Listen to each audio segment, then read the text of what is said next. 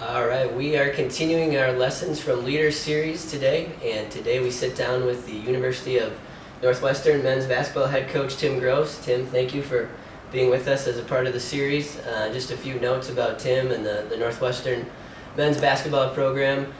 Tim's been at Northwestern for now 20 seasons and has won 14 UMAC regular season titles, 11 postseason tournament titles, including a run in the NCAA tournament of 8 straight years, and the Eagles even made a Sweet 16 run in that stretch as well in the NCAA championship. Last year, Northwestern was the regular season and tournament champion as well, so we're glad that Tim can be with us today. Tim, picking up from all those accolades and your program success, now almost 2 decades, what stands out to you in terms of, kind of key lesson learned during that stretch, and from a coaching leadership perspective that stands out to you? Well, first of all, Corey, it's great to be with you. Excited to do this interview.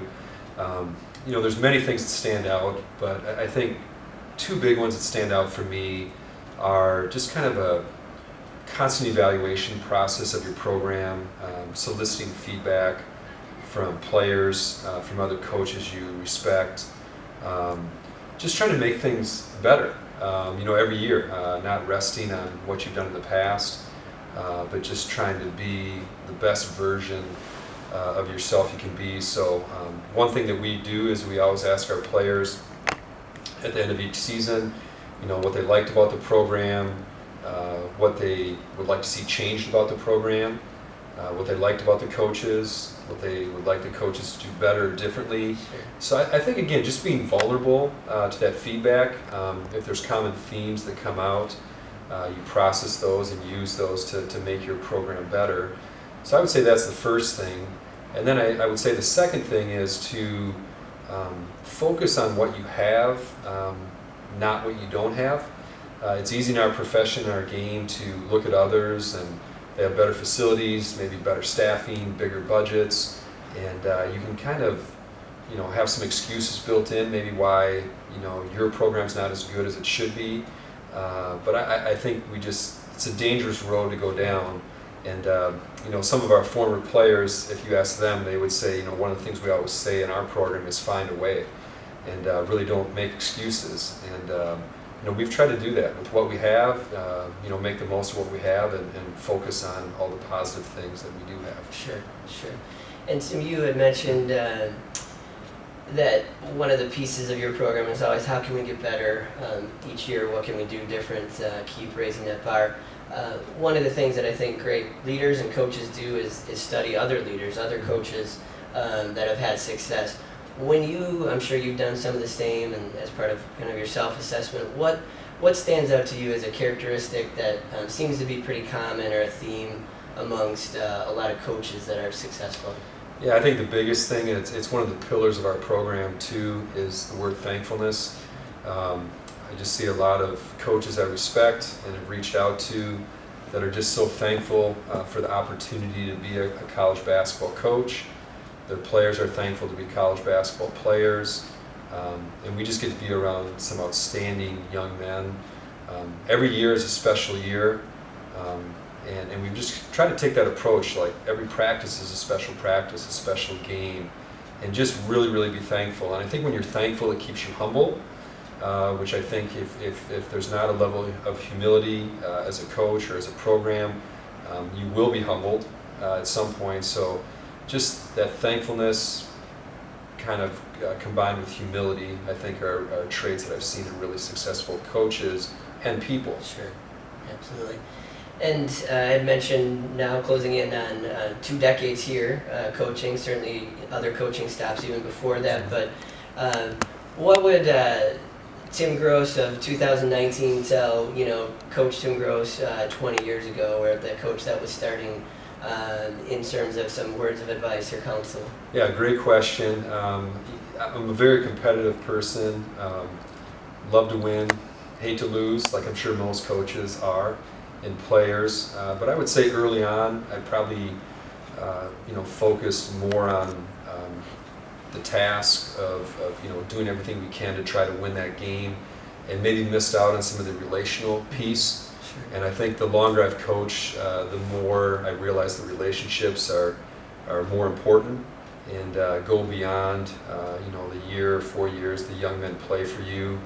So I would say if I could go back, just focus more on stuff off the court. Sure. And really building and developing those relationships and really investing in young people, while still trying to, win as many games as you can. Sure.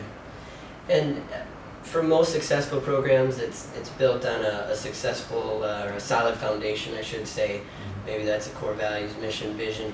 For you talk about pillars. I've heard you articulate on some of the different answers today, responses.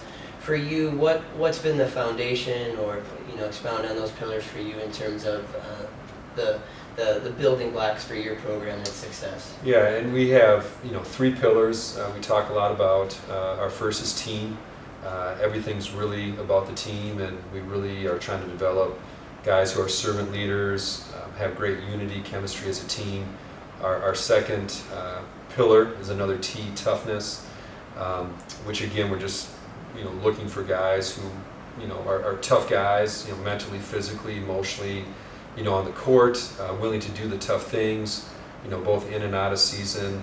And then the last T we had talked about before was the thankfulness. But I would say our goal, obviously, when we step on the court, is to win the game. We're keeping score. We're trying to win every game we play, but you have to have a purpose, I think, to truly be successful. And for us here at Northwestern, as a Christian university, our purpose has always been defined as trying to honor and glorify God in how we compete and how we conduct ourselves. And we use a verse from the Bible, 1 Corinthians 10:31. So whether you eat or drink or whatever you do all to the glory of God. So our purpose really is to try to do things, play basketball to the glory of God. And that really drives us. And one quick example of that is the year we did make the Sweet 16, we started the year 2-9. So if it was all about winning and that was it and that was kind of our purpose, it probably was going to be a really tough year. Sure. But our guys were able to focus in on what our true purpose is, which is honoring and glorifying God and how we compete and conduct ourselves. We ended up going on an 18-game winning streak and making the Sweet 16 of the national tournament. So I think that's a good example of you need to have something besides winning that kind of defines you and guides you. And for us, the word we use with that would be worship, would be our purpose. Okay, sure. And you talked about having kind of that compass or something to help you navigate. What's helped your program navigate continued success? Sometimes it's one challenge to get to the top, then to stay there and to sustain that success can sometimes be a whole different challenge. As we close here, the final question: what do you think is the key to sustaining that success over a pretty long period of time? Sure. Well, the first answer is great players. I mean, I think any coach knows that. I mean, you have to have great players, and we've had a lot of great players here at Northwestern who are very committed to our program and what we're trying to do. I've had great assistant coaches over the years.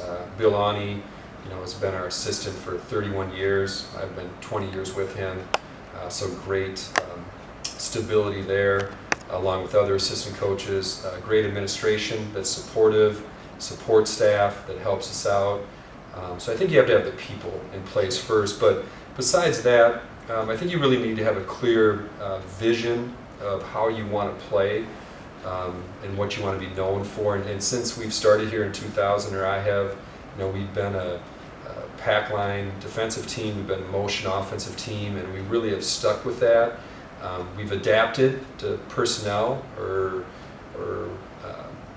other factors, within those, but we've had kind of a belief in how we feel like the game should be played, and we've stuck to that. And we've stayed with that, and I think our kids know what's kind of expected of them and what Northwestern basketball is known for. So I think having that clear vision of even how you want to play and style of play is really important too. Sure, absolutely. Well, thanks again to Tim Grosz for being with us as part of the Lessons from Leaders series.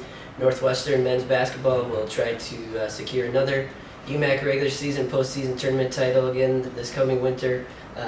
Last year knocked off St. John's in the opening round of the NCAA tournament, and I'm sure Tim and his program will hope to make another run this season.